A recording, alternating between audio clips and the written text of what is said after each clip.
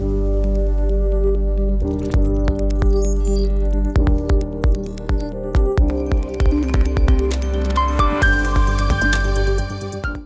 morning and welcome to the Sri Lanka Morning Show. Today we're joined by an exceptional guest and a familiar face who has just been named the 2025 Field Leader in Neurology Research by the Australian Science magazine. Professor Tissa Wijeratne has achieved this remarkable recognition while balancing his full-time role as Director of Neurology and Stroke Medicine at Western Health. With over 140 high-quality research papers published in the past 5 years, his work has not only advanced the field of neurology, but also inspired many in medicine and beyond. Thank you, Professor, for joining us this morning. Thank you for having me, Siyoda. Thank you for those kind words. First of all, Professor, this is an incredible achievement. How does it feel to be recognised as a leader in your field of expertise by such a prestigious organisation? To be honest with you, Siyoda, I felt quite embarrassed when I heard about this for the first time. So the background of this is the science magazine that the Australian newspaper annually published. I'm familiar with the work. I know the big names that appear as field leaders in this. I read this, usually it comes around this time every year for the next year. So when I was alerted by this by one of my colleagues, I checked it and my name was there, and I was a bit embarrassed, mainly because I know Australia is a small place compared to the global standards. We got only 23 million people, but we have really high quality neuroscience leaders who I believe are much better and bigger than me. So my first reaction was rather embarrassed feeling, because I felt myself as a straightforward, simple, day-to-day clinician who see patients, but I have always had a curious mind, so I was converting my curiosity into research papers and publications over the years. I was partly aware that I was quite prolific since I began my PhD in 2016 and completed it with the sort of new connections that I made with academic links with my mentor and others. But later on, I realized that it was a satisfying, humbling experience to be recognized in this way, despite being a clinician in purely clinical field for the work that we have been doing with a large number of colleagues. So it was a testimony to the collaboration and hard-working spirit of all of us, not only myself. None of those papers were written by only myself. There were a lot of others who contributed. I wrote many of them, but I co-wrote some of them, and there were other primary authors also. So in the end, although initially it was quite embarrassed feeling, it was quite satisfying, the very innocent joy as well with being recognized the work that we have been doing with a lot of other colleagues. That's an incredibly humble response, Professor. But your story is actually quite inspiring, publishing 140 research papers while also managing a demanding clinical role is quite a feat. How do you manage both these areas and still excel? I think very early in my career, while I was still a young medical student and later on a junior lecturer in University of Peradeniya, Sri Lanka, I met a gentleman called Professor Nimalsenanayake. I watched him and realized that he would be quite prolific of answering unanswered questions with new research papers. Again, he was a clinician primarily. I did the same since I became a junior consultant and specifically since I began my PhD and learned the research process better. So every question that appeared in my clinic or in the ward became a research paper later on.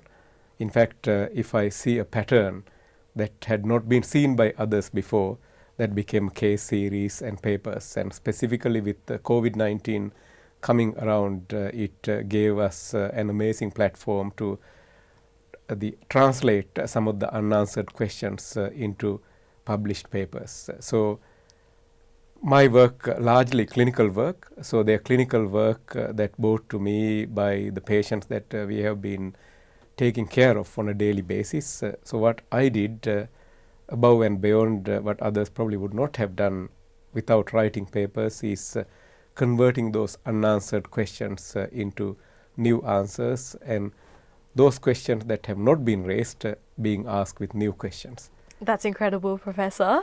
Now, for our viewers at home who might not know the scope of this award, the selection process for this award is based on the impact score of research contributions. Professor, what does this recognition mean to you, considering the high standards and competition in neurology research? I think it means a lot for the field of neurology, in particular clinicians like myself who might be working alone or as a group in public hospitals in particular, right across Australia and other parts of the world.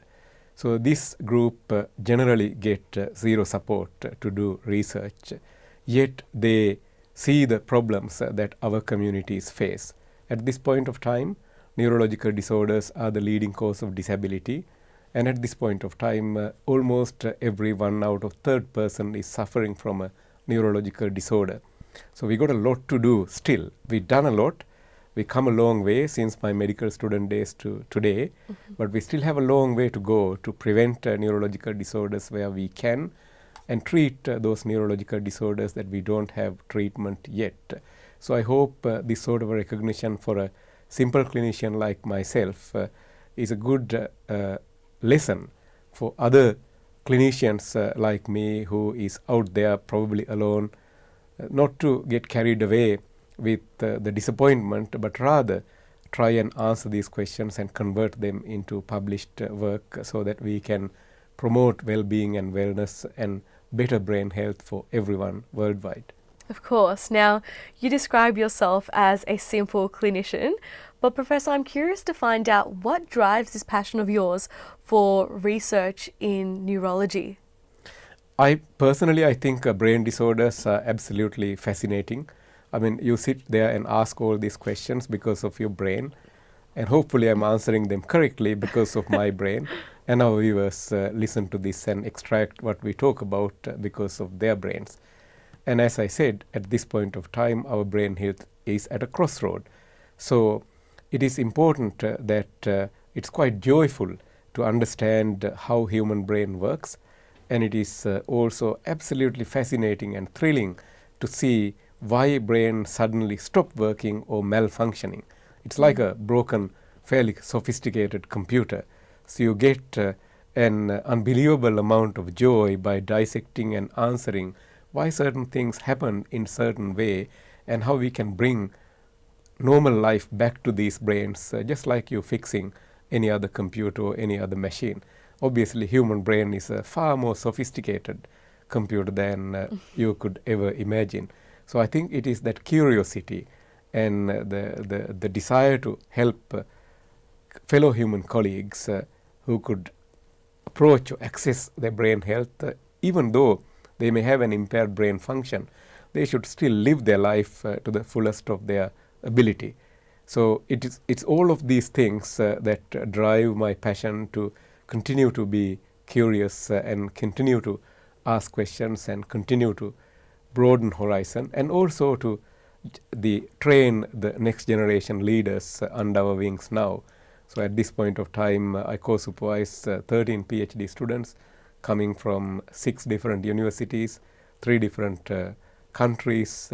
So it's good to see that these people are following our footstep and continue to expand the horizon so that human species can continue to live in 100%. This world with good brain health. 100%, Professor, and you're making such a remarkable contribution in our smaller community as well as the wider community. So thank you so much for that. My last question is focusing on what your plans and goals are for the future. Are there any exciting projects or developments that you're working on that you can share with us and our viewers at home? I work on 2 major projects at the moment. One is on preventive brain health. In December, we are going to convert an entire university and an entire university hospital in Sri Lanka to be preventive brain health friendly. To the best of my knowledge, no other university or university hospital has done this task anywhere in the world. And what would that look like in the university hospital in Sri Lanka? So during this program, we are going to train 100 brain health ambassadors from the university and university hospital itself, and they are going to practice and promote preventive brain health tips, which we have defined as Life's 10, 5 healthy behaviors and 5 risk factor control throughout that week. Not only that, these brain health ambassadors then continue to maintain these activities throughout the year and hopefully go and train other hospitals and other universities and other schools in the same field. So that's the preventive brain health aspect. My second project is, you probably know that I'm very much passionate on migraine and migraine related comorbidities. So we are planning to come up with a new toolkit that would help primary care doctors and emergency medicine doctors and headache specialists like myself to use these tools to help our patients better than what we are doing today. So this toolbox or toolkit essentially have a combination of biological assessments, computerized assessments, psychological assessments and physical assessments that would give us a more holistic view of what our patients go through with migraine and different phases of migraine and migraine associated comorbidities. Behind the back of that, we are also going to look at a whole variety of complex proteomics. In other words, up to about 30,000 proteins that make us sick in different ways, but with a specific focus on migraine and what drives, what biological underpinnings are driving the chronification or becoming chronic migraine in this cohort. So I'm excited for both these projects in equal way. 100%. Now I'm excited hearing about it. It sounds like you've got so many exciting new things coming up for 2025 and the years ahead.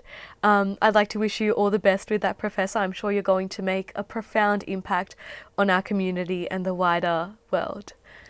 Thank you very much. In fact, if we can't get these stories out, no one knows about them. So thank you so much for having me and giving me a platform to answer your questions and share our thoughts. Of course, Professor. Thank you for joining with us today. That brings us to the end of our interview with Professor Tissa Wijeratne, who has been named the 2025 Field Leader in Neurology Research by the Australian Science magazine. I'm sure we'll be meeting with the Professor again to hear some more exciting news about advancements in brain health research.